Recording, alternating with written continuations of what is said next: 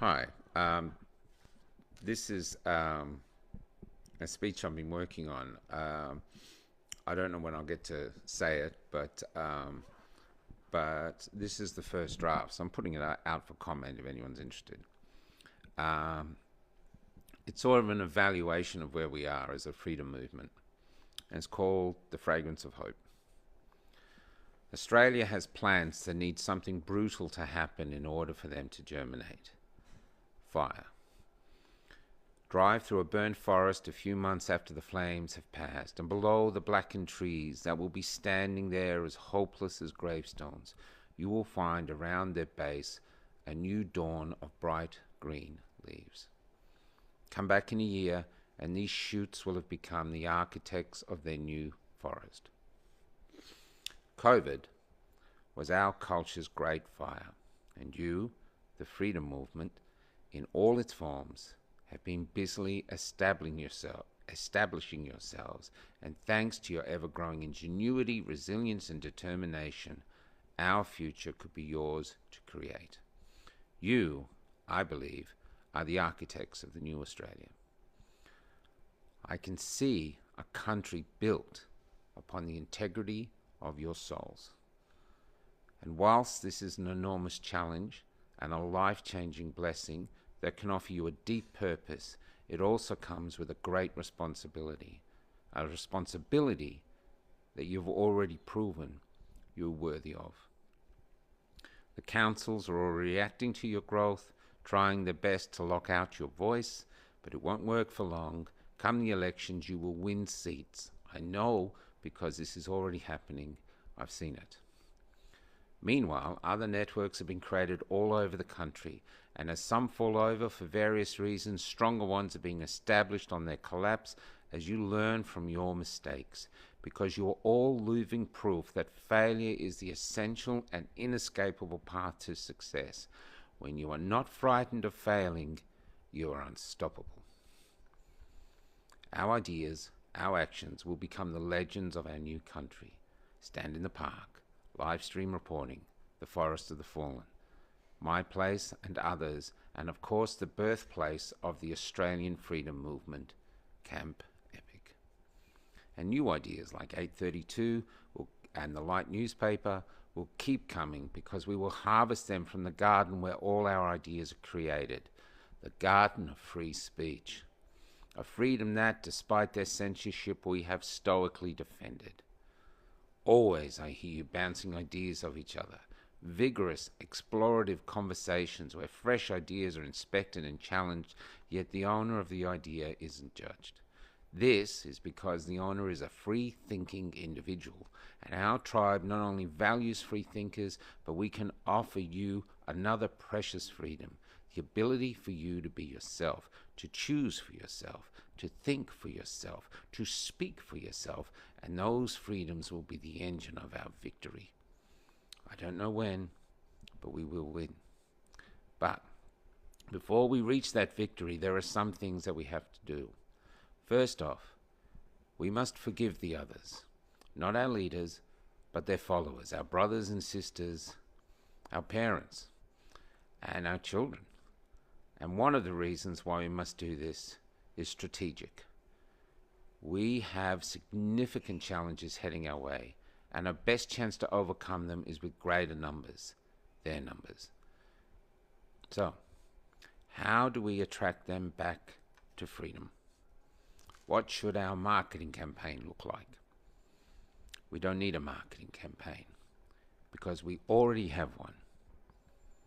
It's you. You continuing to be you. Every time you are out there being yourself, it is like you are taking a lap of victory. Bit by bit, one by one, the rest will see it and not only get it, but want it, need it. And if they don't, well, forgiving helps there too, because we have a lot to do.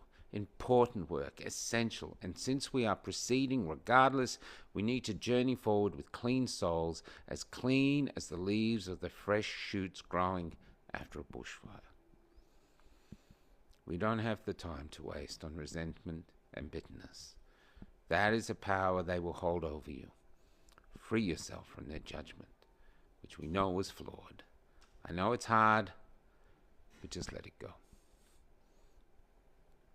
You don't need their acknowledgement. And what they need is guidance. What they need is love. What they need is you. One by one, they will come to realize that. The third thing we need is a destination. An idea of what our new Australia will look like. Once we can see it, we can reach it or build it, or so I thought, but I was wrong. We can already see it. Not with our eyes, but with our need, with our actions. The COVID fire might be passing, but what it has done has been good for us. For we have now reached a point where our dead wood and the weeds that have entangled us from decades of easy living have been burned off by segregation, by how you bravely did what was right and not what was popular, by your willingness to accept and endure pain, even when the end of this pain wasn't in sight, by the courage you had to defend your freedom. You, now, are the foundation of the Australian freedom movement, a brand new tribe who, for all its persecution, loves to give and help others. We may not have articulated it, but together we have learned the profoundly deep power of empathy. To a coward, empathy looks like a weakness, but to us, well, we know that it is even stronger than fear.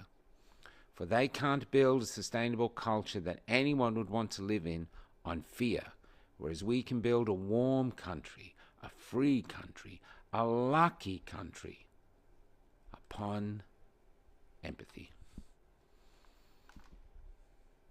And that is our destination.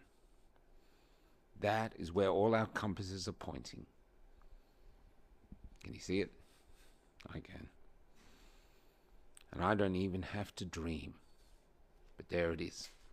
And Australia, we will build upon the greatest foundation block in the universe. Love. When you... few issues. One few edits. When they cast you out, they expected you to fold, to come back begging on your knees. And if you refused, then you expected to die out there alone. But you didn't do any of these things. Instead, you have become our beautiful plumb line in the sand, the blueprint upon which we will build a better country for our children and those children yet to be born. And finally, there is one more discovery I have made.